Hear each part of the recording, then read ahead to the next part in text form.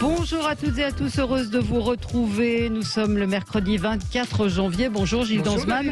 Et bonjour Jessica Heidi. Bonjour. Merci d'être avec nous. Oui, j'ai dit quoi? J'ai dit janvier. Non, on est encore en février, c'est parce qu'on vient de parler du mois de janvier avec Jessica Heidi. Vous êtes mannequin international. Vous êtes très belle, oui. Et je commence par là parce que effectivement, vous présentez, vous êtes la nouvelle bouqueuse dans les Marseillais. Exactement. Et vous êtes la femme de Marco Verratti. Aussi, pas encore. Il y a une demande en mariage. On va en savoir un petit peu plus. Vous êtes la compagne. On en parlera. Voilà, vous êtes la compagne de Marco Verratti. Et c'est vrai que les Marseillais, joueurs du PSG, mais on va parler de ce petit bisutage que vous avez eu. Ah oui. On peut dire que ça cartonne, les Marseillais. On peut aimer, ne pas aimer, mais ça rassemble, là, cette nouvelle saison, près d'1 million de téléspectateurs, ce qui est énorme. C'est énorme, hein. Vous regardez les audiences le matin ? Alors, je ne regarde pas les audiences, je regarde les épisodes la veille. Oui. Mais les audiences le matin, non, je ne les regarde pas. Mais après, le producteur me les envoie. Ouais. C'est-à-dire que moi, après, j'y connaissais pas grand-chose non plus en termes d'audience télé, etc. Ouais. Tous les termes techniques, voilà, ça ne me connaît pas. Mais le producteur m'a montré les comparaisons par rapport aux saisons passées. Et apparemment, oui, ça fait un vrai carton. Donc j'en suis vraiment ravie. Ça ferait un vrai carton et on va comprendre, on va essayer de comprendre ce qui vous a plu, comment ça s'est passé. Gilles, la question du jour. Alors, la question du jour, on a pensé à vous, Jessica. Dites-moi tout. Non, ce soir, c'est les victoires de la musique classique sur France 3. Et on s'est demandé s'il fallait un petit peu plus de musique classique à la télévision, parce que c'est quand même le parent pauvre de la télévision.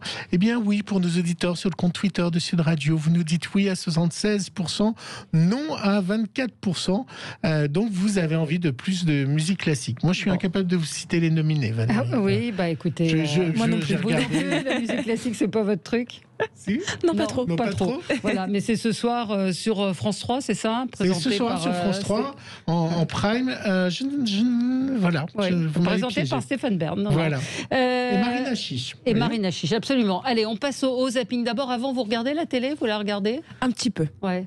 Un petit peu, mais après 18h50, entre 18h et 21h, c'était pas du tout un créneau auquel je regardais la télé. Mais du coup, maintenant, voilà, j'ai ma petite habitude. Vous regardez depuis lundi? En fait, je regarde surtout les épisodes parce qu'en vrai, moi, en étant la bouqueuse, je suis extérieure à tout ce qui s'est passé dans la villa. Donc, toutes les histoires, tout le côté un peu croustillant de l'aventure, je ne le connais pas. Et vous le découvrez? Et je le découvre en même temps que tout le monde. Qu'est-ce que vous regardez à la télé quand vous la regardez? Vous regardez principalement des séries ou des divertissements, que du foot? Ah oui, alors ça, par contre, c'est par défaut, c'est-à-dire que je n'ai pas trop le choix.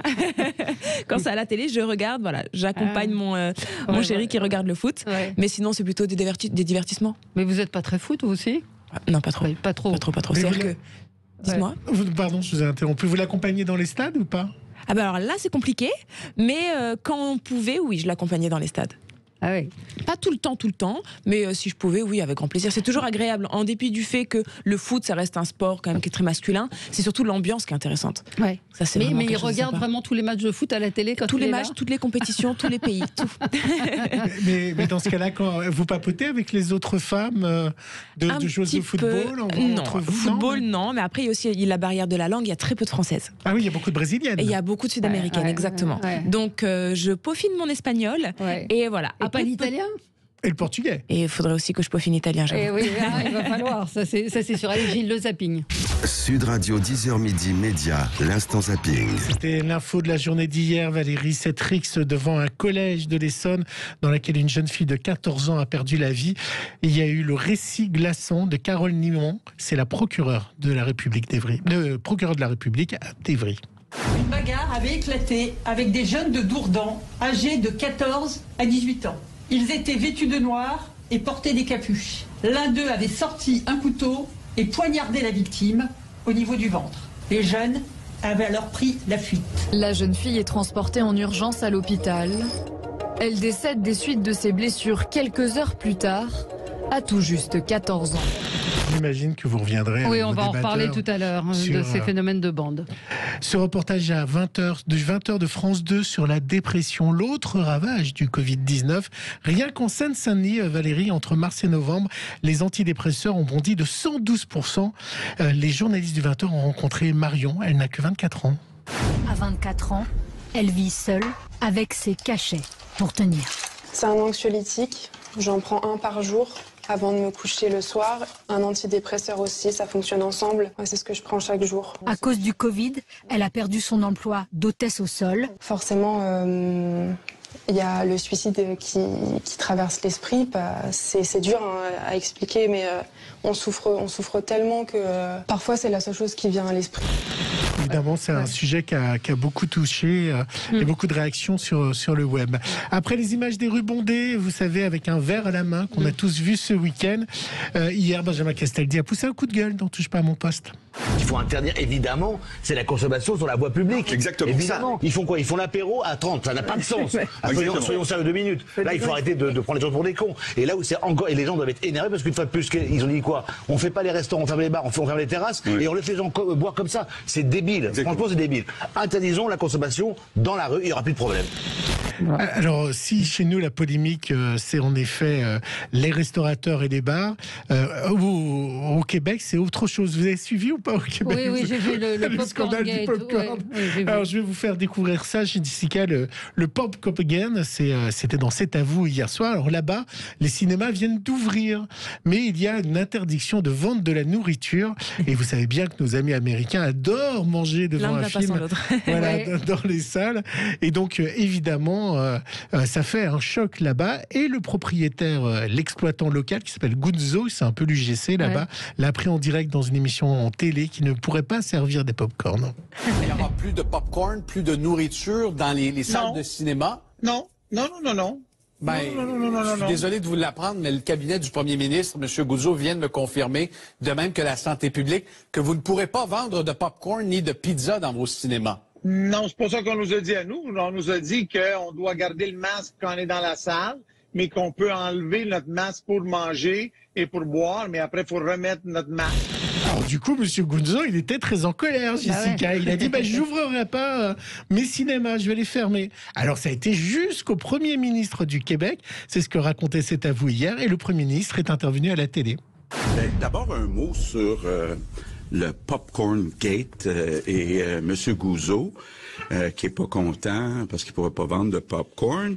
On a, avec le ministre de l'Économie, décidé qu'on va donner aux cinémas qui vont accepter d'ouvrir à partir du 26 février une compensation financière pour la partie alimentaire.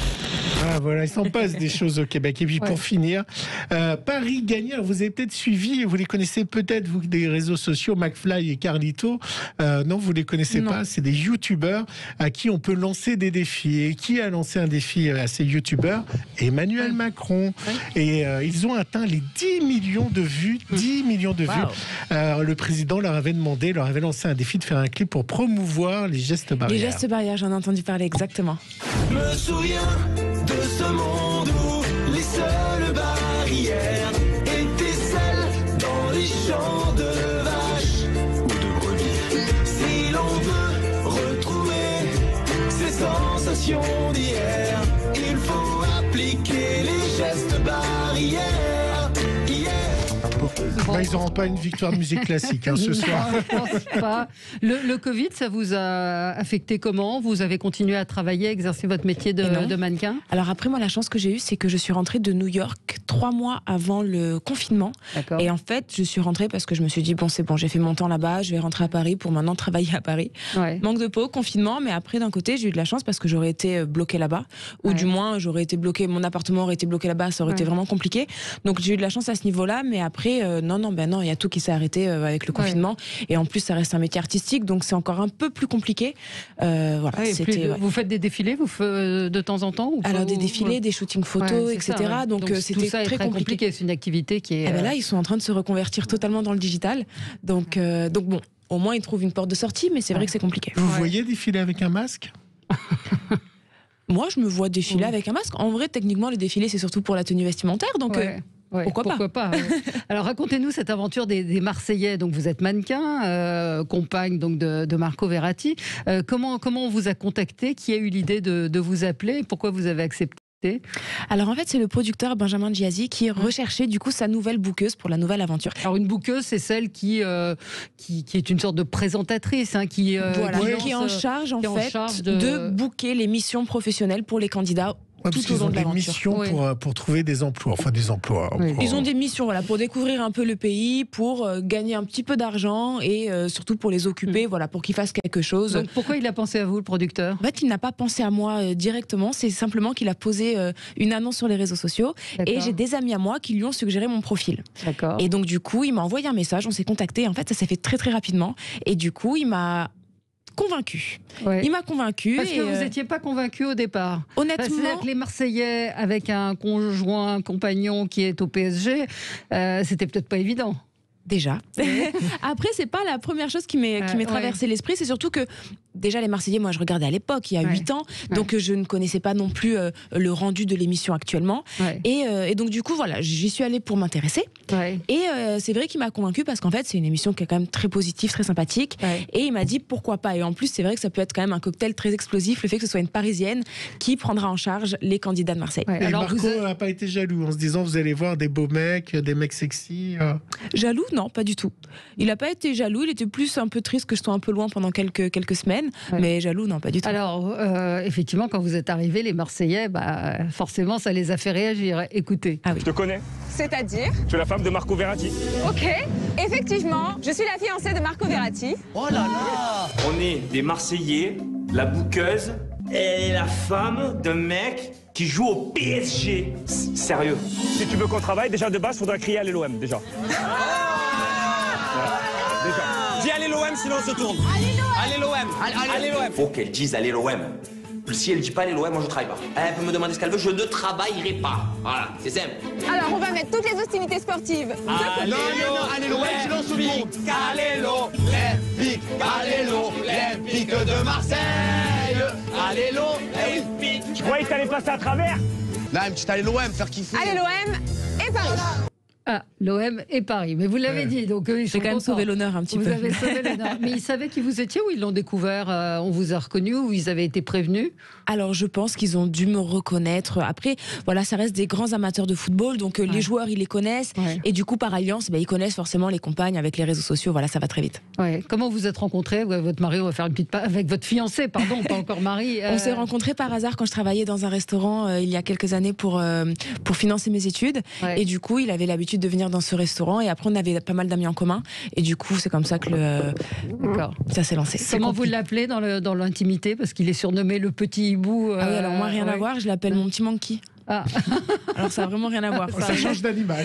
Voilà, c'est ça, exactement. Alors il vous a vu, il vous a regardé lundi ou pas? Oui, oui, parce qu'on était ensemble et du coup il était limite plus excité que moi, pardon. Il m'a dit alors c'est à quelle heure ta transmission?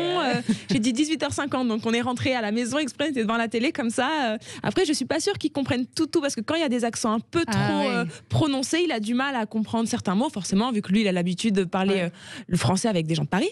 Et mais voilà. Mais du coup ça l'a fait bien rigoler. L'accent marseillais? L'accent marseillais, quand il est trop prononcé, c'est comme nous. Quand quelqu'un nous parle en anglais avec un accent trop prononcé, c'est compliqué des fois de tout comprendre. Et donc il était fier de vous, enfin il était content de vous voir dans cette aventure. Oui, il était content. Il était content. Et vous êtes trouvé comment? Après, c'est compliqué de se regarder. Ah oui. Vous avez l'habitude en étant mannequin? Oui, mais c'est totalement différent comme ça dans une émission de télé. C'est-à-dire que moi, c'est des photos ou quand c'est reste des shootings vidéo, je ne parle pas. C'est très rare. Donc c'est particulier de s'entendre surtout. Ouais. Alors un auditeur me demande pourquoi petit monkey? Parce que quand on s'est connus, il me lâchait pas, il me faisait toujours des petits câlins comme ça et du coup je disais mais tu me fais des câlins comme un petit singe et c'est resté. D'accord, on saura tout. Alors le tournage s'est passé comment? Donc vous étiez la bouqueuse encore une fois. Vous avez pris votre rôle évidemment très très à cœur, mais vous êtes senti comment pendant ce tournage? Alors honnêtement, le tournage s'est extrêmement bien passé. Après, forcément, on avait des appréhensions par rapport au Covid, parce que voilà, on n'est pas à l'abri qu'il y ait une petite épidémie au sein de l'équipe. Donc ça, c'était surtout la frayeur de tout le monde. Mais bon, après voilà, les gestes barrières ont été respectés, etc. Donc on a eu vraiment de la chance à ce niveau-là. Et le tournage s'est vraiment bien passé. Après, j'étais vraiment bien encadrée. C'est-à-dire qu'au début, j'appréhendais, j'étais un petit peu intimidée. Forcément, j'ai pas l'habitude des grosses caméras comme ça. Mais voilà, ils m'ont très vite mis à l'aise. Et en fait, au final, c'est surtout le naturel naturel qui fait en sorte que ça se passe bien, parce que c'est vraiment one shot.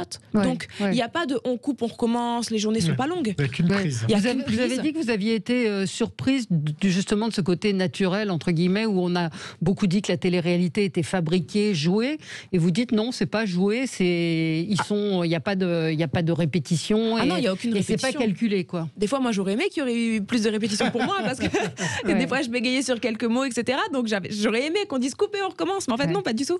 C'est-à-dire qu'on y va. Moi, j'ai mes lignes directives, je l'ai dit, je dois réagir en fonction des réactions des candidats. Donc, c'est vraiment très naturel. Il n'y a aucune mise en scène. En tout cas, moi, j'en ai vu aucune. Est-ce que c'est compliqué d'être femme de footballeur? Parce qu'il y a ça véhicule plein de choses de dire femme de footballeur. Est-ce que c'est compliqué? Honnêtement, le plus compliqué, c'est pas d'être femme de footballeur, je dirais c'est plutôt être femme d'athlète, dans le sens où eux, leur emploi du temps est prévu de septembre à juillet, et qu'ils ne peuvent pas déroger à leur emploi du temps, c'est-à-dire que tout est calé, les entraînements sont tous les jours, donc ce qui est plus difficile, c'est plus de s'organiser, à défaut d'avoir le simple statut de femme de footballeur. Non, ça, en soi, ça veut pas spécialement dire. On a évidemment des auditeurs qui aiment pas tellement les Marseillais, et qui disent je comprends pas du tout ça. Vous comprenez la télé-réalité? Bien sûr. C'est de votre génération, de votre génération, ça fait un moment. On va fêter combien, les 20 ans du Loft? Non, plus que ça, je sais plus. Mais ça c'est une forme de télévision qui vous plaît? Alors moi, je ne regardais pas spécialement la télé-réalité. Après, j'ai envie de vous dire, quand on voit le nombre de personnes que ça touche, si moi je peux apporter ma petite pierre à l'édifice en apportant quelque chose de positif et quelque chose de sympa, pourquoi pas? Donc après, je comprends totalement qu'il y ait des gens qui n'apprécient pas, c'est comme tout. Tout le monde ne peut pas apprécier toutes les émissions qui passent, et heureusement, parce que sinon ce serait pas drôle. Mais vous n'avez pas le sentiment que c'est dégradant, que c'est une forme de télévision qui est abétissante? Elle peut l'être dans certains programmes. Honnêtement, pour regarder les Marseillais, je trouve pas spécialement. Après, voilà, ils ont leur façon de parler, leur façon d'être, leur façon de vivre. Mais moi, je trouve que l'impact des Marseillais est quand même très positif. Oui, Gilles?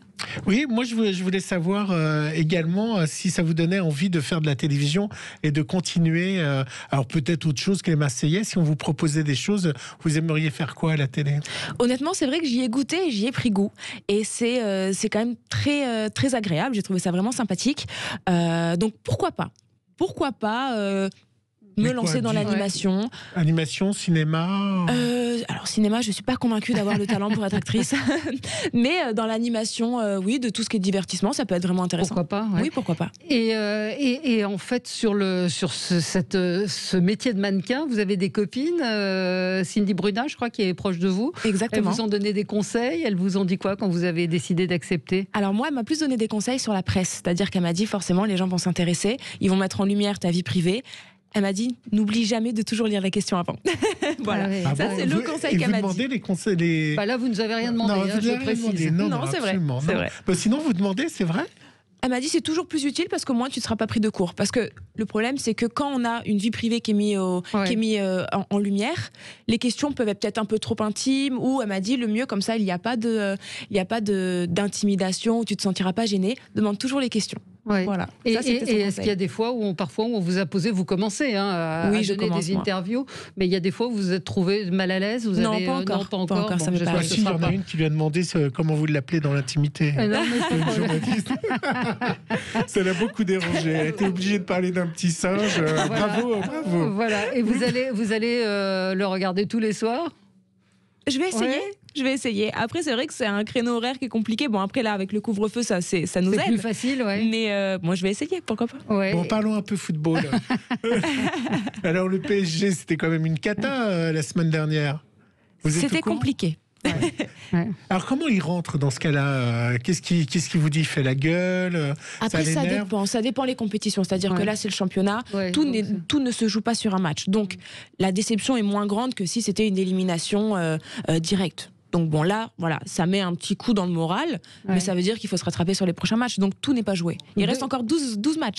Et de qui vous êtes proche? Dans l'équipe? Oui, Neymar qui... Alors, moi, mon copain, il est très proche de Neymar, de Kylian, de Leandro Paredes, donc forcément, moi, voilà, c'est ceux que je fréquente le plus. Ouais. Il y a un auditeur qui nous dit par rapport aux Marseillais, elle a bac plus 20, cette jeune fille. Ah, c'est gentil. Merci. Voilà, mais c'est vrai qu'ils sont assez décriés quand on les traite d'abrutis et ils le sont pas. Oui, mais détrompez-vous. Hein. Après, je pense qu'ils ont aussi clairement compris que ce qui faisait marcher, c'était aussi d'être amusant. Et moi, j'ai pu discuter avec certains. Je vais pas dire surjouer, mais ils accentuent le naturel. Oui. Voilà. Ils en font un peu plus parce qu'ils savent qu'ils sont filmés. Donc on nous demande comment est Neymar en vrai dans la vie. Est-ce qu'il est sympa? C'est une personne qui est très gentille. Ouais. C'est une personne très sympa. Il est un petit peu timide, mais c'est quelqu'un de très très gentil. Vous avez été sur son yacht? Non, je ne savais pas qu'il avait un yacht. Ah si, vous n'avez pas vu le yacht de Neymar qui est incroyable. Enfin, non. Non, vous n'avez pas été sur le yacht. Non. Donc là, c'est quoi pour vous les prochaines semaines? Vous êtes, il y a un peu de confinement, le boulot reprend. Moi, j'ai repris le travail. Oui, ça y est, j'ai repris mes castings, j'ai repris mes jobs. Donc voilà, moi, back to reality, ça y est. Back to reality. Vous voyez souvent ou pas avec votre compagnon? Pardon de poser des questions. Non, il n'y a pas de souci. Tout le temps, j'ai envie de vous dire tout le temps. Ce matin, je l'ai quitté avant qu'il parte à l'entraînement. Oui, parce qu'il est occupé. Découvert la radio. Il aurait adoré, je pense, mais là, il est au camp des loges en train de s'entraîner, courir sur un terrain. Donc bon. Il nous écoute pas en plus. Alors là, non, je pense pas. Bon, on va vous retrouver en tout cas tous les soirs les Marseillais qui cartonnent. Je le rappelle, c'est le meilleur démarrage. Si je dis pas de bêtises, 1 million de personnes, 18h50 sur W9. Les Marseillais à Dubaï. Alors certains nous disent, mais ils avaient rien à apprendre puisqu'ils habitent Dubaï, mais pas tous. Et justement, ça c'était ma mission à moi, c'est-à-dire que de faire découvrir à des personnes qui habitent à Dubaï leur région. Ouais. Donc c'était compliqué, mais au final, franchement, on s'est pas mal débrouillé parce que tous ils étaient là, mais en fait j'ai jamais fait ça, j'ai jamais vu ça. Et donc c'est toujours intéressant de voir la culture de la ville parce que Dubaï, on peut y habiter, c'est joli, c'est paradisiaque, mais il y a aussi quelque chose derrière. Il y a son désert, il y a sa culture culinaire, etc. Et donc du coup ils ont été assez agréablement surpris. Bon, est-ce que le PSG va gagner cette année? J'espère. Oui. Bon, allez, vous dites allez l'OM? Faut pas exagérer non plus. Allez. Bon, merci à vous. Merci d'être venue ce matin, Jessica Heidi. Merci beaucoup. On se retrouve, nous, dans un instant pour un tout autre sujet. C'est à suivre dans quelques instants. On va parler véganisme, végétarien. Vous êtes végétarienne ou pas? Ah non, moi je mange de tout. Et j'adore la viande, je suis désolée. Non, il n'y a pas à être désolé. Justement, il y a la polémique dans les cantines. Donc on va en reparler avec la directrice de la publication du magazine Nouvelle Vague. À tout de suite.